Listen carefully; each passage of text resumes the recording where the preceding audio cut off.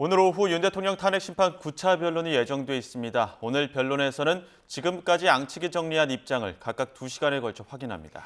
현재까지 진행된 마지막 기일인 10차 변론을 예정대로 20일에 진행할지 아니면 윤 대통령 측 요청에 따라 미룰지도 오늘 결정될 수 있습니다. 자세한 내용은 최재 기자 연결해서 알아봅니다. 송재인 기자. 네, 헌법재판소입니다. 이전과 달리 오늘은 별다른 증인 신문은 없는 거죠? 네, 그렇습니다. 이제까지 하루에 2~3명, 많게는 4명씩 증인신문을 진행해왔지만 오늘은 증인이 없습니다. 대신 양측의 공방이 주를 이룰 것으로 보이는데요.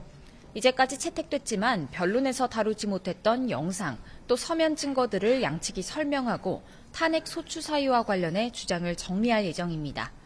양측에 주어진 시간은 각각 2시간으로 국회 측은 윤 대통령이 계엄으로 중대한 헌법과 법률 위반을 저질렀다고 역설할 것으로 보입니다. 반면 윤 대통령 측은 계엄 선포의 정당성과 경고 차원의 의도를 강조하면서 파면에 이를 만큼 중대한 사유일 수 없다고 주장할 전망입니다. 어제까지 변론 출석을 고민하던 윤 대통령도 결국 출석하는 쪽으로 방침을 세운 만큼 오늘 공방전에 직접 참여할 가능성이 있습니다. 네, 모레로 지정된 10차 변론 일정을 변경할지는 아직 정해지지 않은 거지요?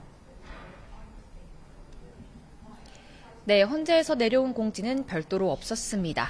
이와 관련해 윤 대통령은 오늘 변론에 직접 출석할지를 놓고 고심하기도 했는데요. 윤 대통령 측 대리인단은 어제 저녁 YTN에 대통령이 9차 변론에 출석할지 미정이라고 말하면서 헌재 일정이 확정되지 않았기 때문이라고 했습니다.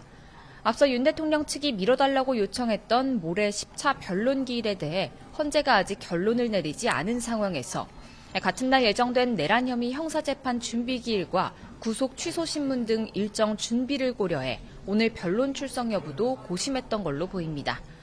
앞서 헌재는 오늘 변론에서 10차 변론 기일 관련 일정이 고지될 수도 있다고 밝혔는데요. 10차 변론은 현재까지 헌재가 잡아둔 마지막 증인 신문이자 변론 기일로 변론 종결 시점과도 맞닿아 있는 만큼 헌재의 결론에 관심이 쏠리고 있습니다. 헌법재판소 주변은 오늘도 경비가 강화됐죠? 네, 오늘 변론은 오후로 잡혔지만 오전부터 헌재 주변에서 윤 대통령 지지자들을 볼 수 있었습니다.